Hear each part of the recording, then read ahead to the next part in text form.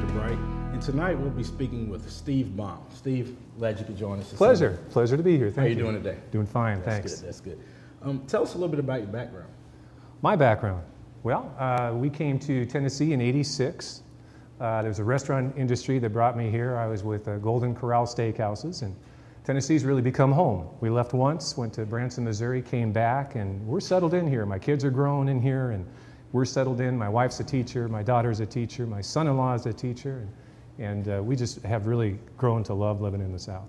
That's good. What do you think encouraged your children to become educators? Well, they come from a long line of educators. Both of my parents started out as teachers in Southern California. Both of my wife's parents started out as teachers. My wife teaches 5th grade in Williamson County, and education's always been valued and was always encouraged. Yeah, so tell us a little bit about your background in the restaurant industry. Well, like a lot of people, I got into the restaurant business. I was 19 years old. We were married, had a baby on the way, and I was just going to do it until I could find a real job. It turns out that I liked it, and that's what happens to a lot of people. You know, it starts as a job and turns into, if not a passion, very nearly a passion. If you have a passion for customer service, you like to make results happen, you like to get feedback every day on how you're doing, mostly positive, sometimes negative. And if you like that kind of action, then it grows on you. So I stuck with that industry for the better part of 30 years. Wow. Now, you mentioned jobs. For young people out there listening to us this evening, what is the difference between a job and a career? I think it's how much you enjoy it, honestly. You know, there are a lot of things that could be a career that people wouldn't think would be a career, but if you have an affinity for it, if it pushes some of your buttons, you learn that you're good at it, then that's the difference, really. Some say it's all about money. We used to say in our business, in the restaurant industry, the difference between a career and a job is about 20 hours a week. I have to remember that one. Now, as far as the restaurant industry, what are some valuable lessons that you have obtained from the experience that you've had in that business? Well, you learn very, very quickly, no matter what your background was before that business, that it's not about you, that you're a group of people there, hopefully you function as a team, that you have goals every day in terms of how to take care of people, you have goals every day in terms of the quality of the product you prepare, goals every day in terms of some of the financial things that you want to hit. And if you weren't already a team player to really blossom in that business, well, you have to be. You have to be.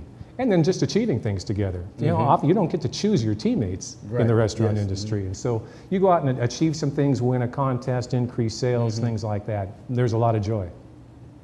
So we're a part of a team. How important is morale amongst our team members? Well, you can tell a bad restaurant usually first by bad morale. You know, you can walk into it and feel the vibe of the place. And if morale isn't good, you know it, or at least I know it. And if I know it, certainly customers do, because they're going to be even more sensitive to that. They're coming in to spend their money that day.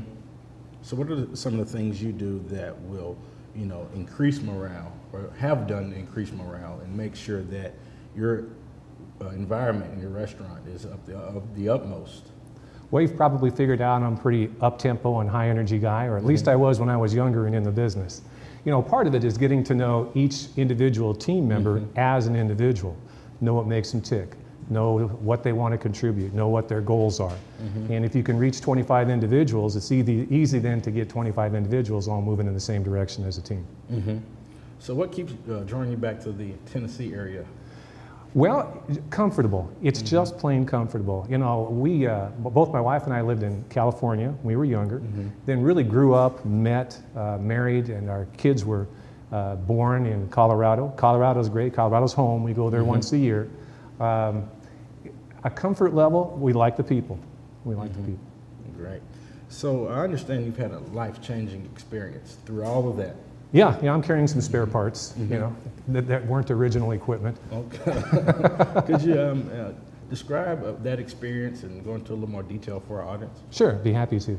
My family carries a gene that creates polycystic kidney disease, a polycystic gene. If you know someone with kidney disease, or you know several people, one or two of them probably are polycystic, and these are cysts that grow on the outside of the kidney. They eventually choke off the kidney function will begin to fail. In my case, I also had a polycystic liver.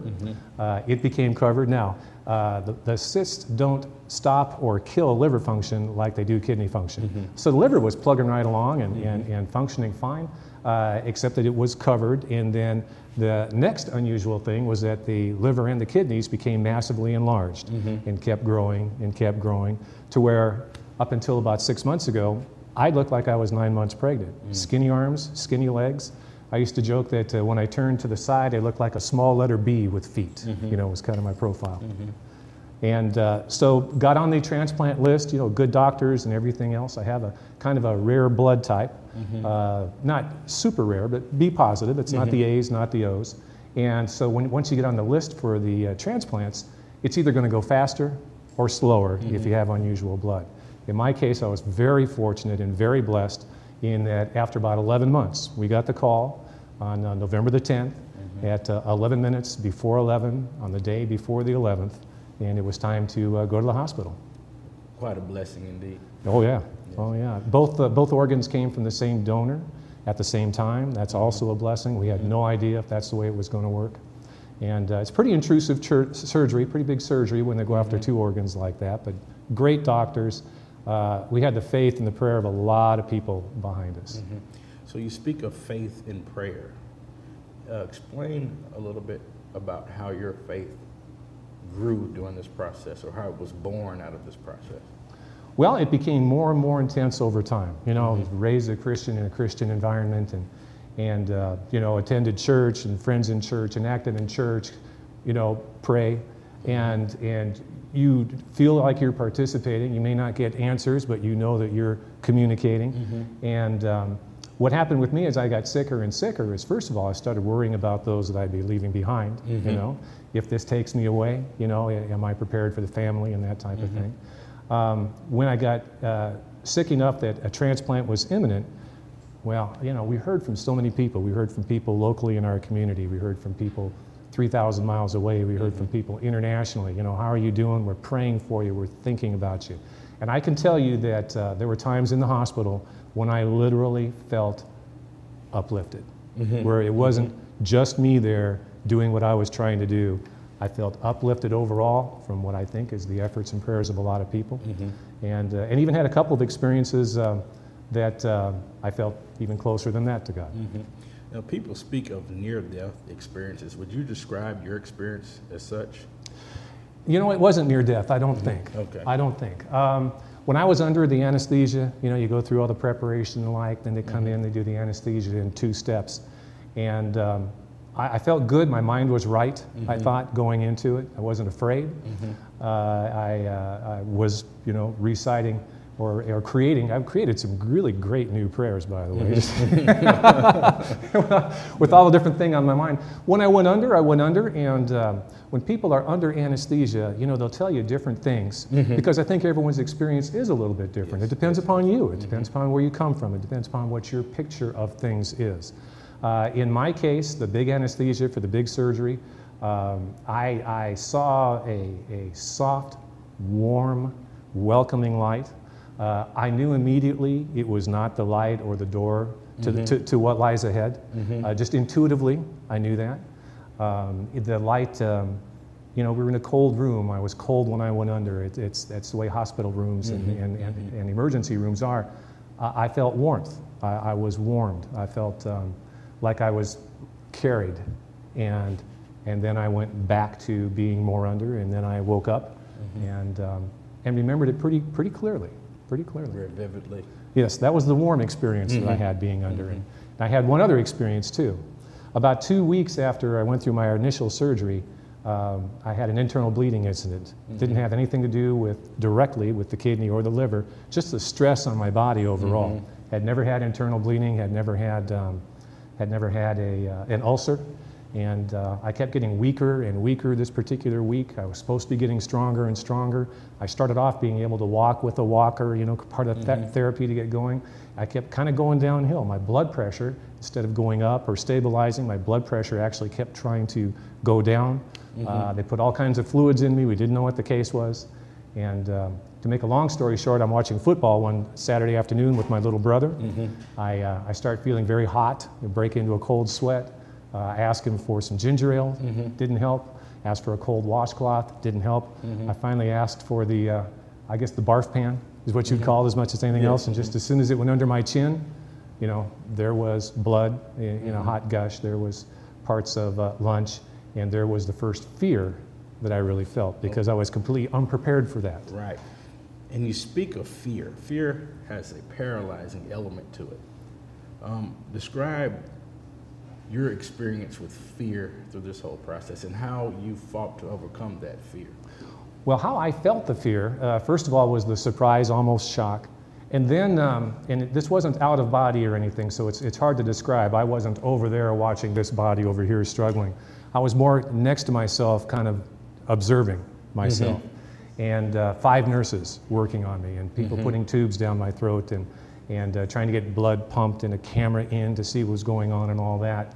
And it started off as really a cold, nearly paralyzing fear, and then it just got better. It got better. Listening to the doctors, focusing on something else. Don't focus on your stomach, focus on something on the ceiling, focus on your loved ones. And we really got out of the fear by doing that. They figured out what the deal was. It was a bleeding ulcer. It was going to take 3 clips to seal it up. And I went under again. I wasn't supposed to go all the way under. For that particular work where they had the tubes down my throat, I was supposed to be semi-conscious. I kept wanting to faint, I think. I kept wanting to go under. My body said, you know, that's the part of the defense reaction is put yourself a little separate from this. As I started to go under, and I shouldn't have, I saw again a light. It was not a warm light this time. It was cold, almost a fluorescent type light. It was something that intuitively told me right away that I wasn't supposed to be there. That's not where I was supposed to go. It's not time to sleep. It's time to stay, you know, awake, listen to the doctors, answer the doctors, and get answers to your questions. There wasn't a voice telling me that. That's just, again, your intuition. You know, you're kind of turned away from being able to go completely under. You go back, and the fear was gone, and, you know, then you've got people working on you and working on you hard. So what advice would you give to people that are going through similar situations about fear, doubt, and worry? Some tips you would give them to overcome? Well,